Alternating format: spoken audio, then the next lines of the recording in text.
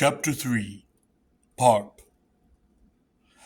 There was a sudden, startled rattle of chains, and I saw two huge white laurels, frozen in the momentary paralysis of registering my presence. And then, with but an instant's fleeting passage, both beasts turned upon me and hurled themselves, enraged, to the links of their chains. My spear had not left my hand. Both animals were jerked up short as mighty chains, fastened to steel and bejeweled collars, terminated their vicious charge. One was thrown upon its back, so violent was its rush. The other stood wildly for a moment, towering over me like a rearing giant stallion, its huge claws slashing at the air, fighting the collar that held it from me. Then, at the length of their chains, they crouched, snarling, regarding me balefully, occasionally lashing out with a clawed paw as if to sweep me into range of their fearsome jaws. I was struck with wonder, though I was careful to keep beyond the range of their chains, for I had never seen white laurels before. They were gigantic beasts, superb specimens, perhaps 8 feet at the shoulder. Their upper canine fangs, like daggers mounted in their jaws, must have been at least a foot in length, and extended well below their jaws, in the manner of the ancient saber-toothed tigers. Their 4 nostril slits of each animal were flared, and their great chests lifted and fell with the intensity of their excitement. Their tails, long and tufted at the end, lashed back and forth. The larger of them, unaccountably, seemed to lose interest in me. He rose to his feet and sniffed the air, turning his side to me, and seemed ready to abandon any intentions of doing me harm. Only an instant later did I understand what was happening, for suddenly turning, he threw himself on his side, and his head facing in the other direction, hurled his hind legs at me. I lifted the shield, for to my horror, in reversing his position upon the chain, he had suddenly added some 20 feet to that fearful perimeter of the space allotted to him by that hated implement. 2 great clawed paws smote my shield, and hurled me 20 feet against the cliff. I rolled and scrambled back, further, for the stroke of the laurel had dashed me into the radius of its mate. My cloak and garments were torn from my back by the stroke of the second laurel's claws. I struggled to my feet. "Well done," I said to the laurel. I had barely escaped with my life, and now the 2 beasts were filled with rage, which dwarfed their previous fury, for they sensed that I would not again approach closely enough to permit them a repetition of their primitive stratagem. I admired the laurel, for they seemed to me intelligent beasts. Yes, I said to myself, it was quite well done. I examined my shield and saw 10 wide furrows torn across its brass-bound hide surface. My back felt wet with the blood from the second laurel's claws. It should have felt warm, but it felt cold. I knew it was freezing upon my back. There was no choice now but to go on, somehow if I could. Without the small homely necessities of a needle and thread, I should probably freeze, for there was no wood in the cedar with which to build a fire. "Yes," I repeated grimly to myself, glaring at the laurels. Though smiling, it was well done. Too well done. Then I heard the movement of the chains, and I saw that the 2 chains were fastened to laurels were not hooked to rings in the stone, but vanished within circular apertures. Now the chains were being slowly drawn in, much to the obvious frustration of the beasts. The place in which I found myself was considerably wider than the path on which I had trod, for the path had given suddenly onto a fairly large circular area in which I had found the chained laurels. One side of this area was formed by the sheer cliff, which had been on my right, and now curved about, making a sort of cup of stone. The other side, upon my left, lay partially open to that frightful drop below, but was partially enclosed by another cliff, the side of a second mountain, which impinged upon the one I had been climbing. The circular aperture into which the laurel's chain were being drawn were located in these two cliffs, and as the chains were drawn back, the protesting laurels were dragged to different sides. Thus a passage of sort was cleared between them. But the passage led only, as far as I could see, to a blank wall of stone.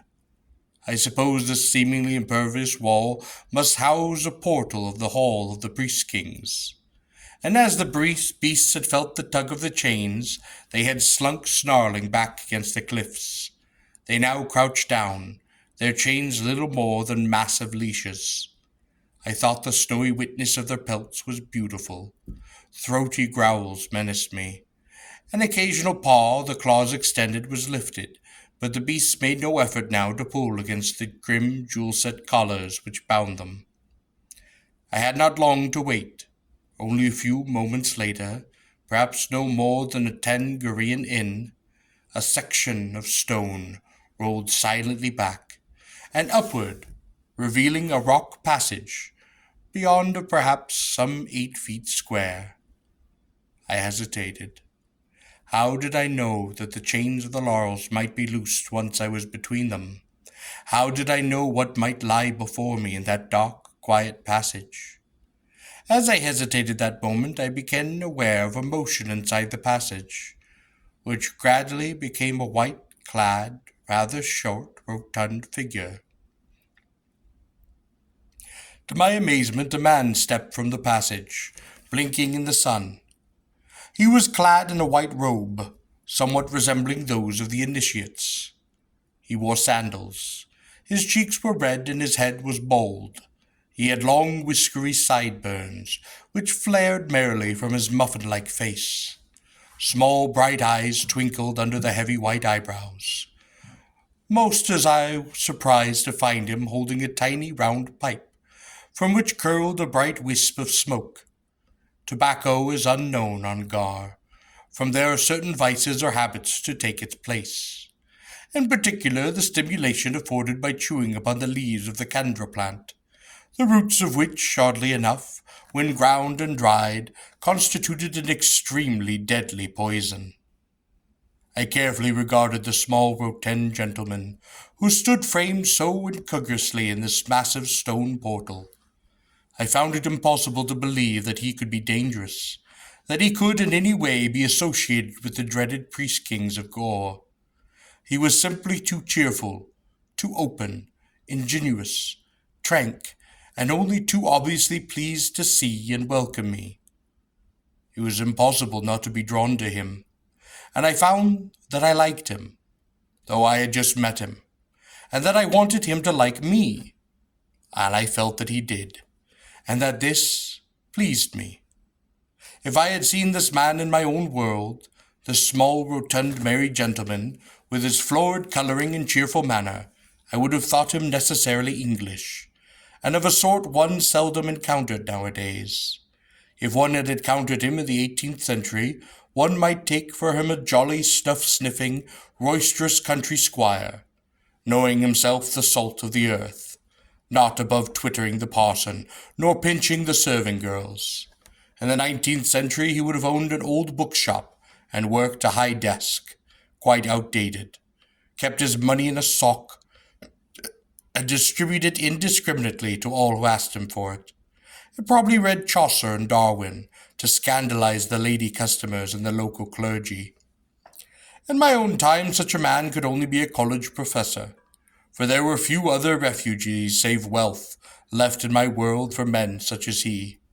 One could imagine him ensconced in a university chair, perhaps affluent enough for gout, repurposing in his tenor, puffing on his pipe, a connoisseur of ales and castles, a gusty aficionado of bawdy Elizabethan drinking songs, which he would feel it his duty to bequeath, piously, as a portion of their rich literary heritage, to generations of recent proper graduates of Eton and Harrow. The small eyes regarded me, twinkling.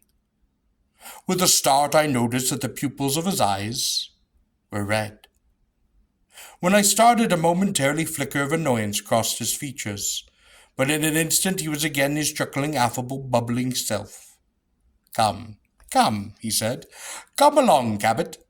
We have been waiting for you." He knew my mind. Who was waiting?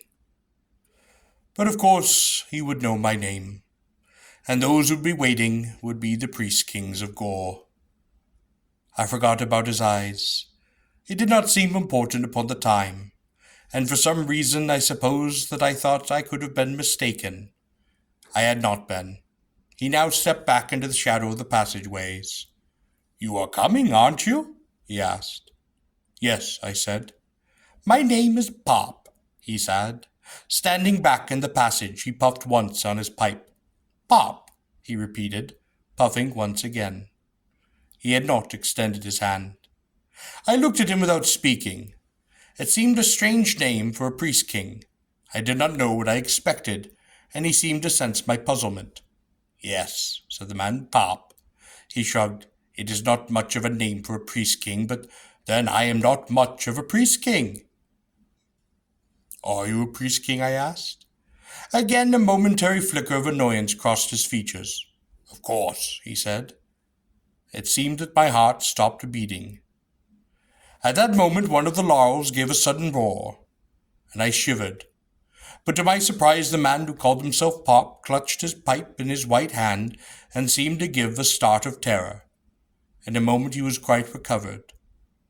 I found that strange. A priest-king should fear a laurel. Without waiting to see if I would follow him, he turned suddenly and went back down into the passage.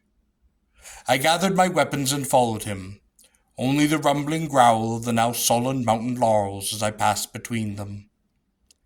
It convinced me I could not be dreaming, that I had come at last to the Hall of the Priest-Kings.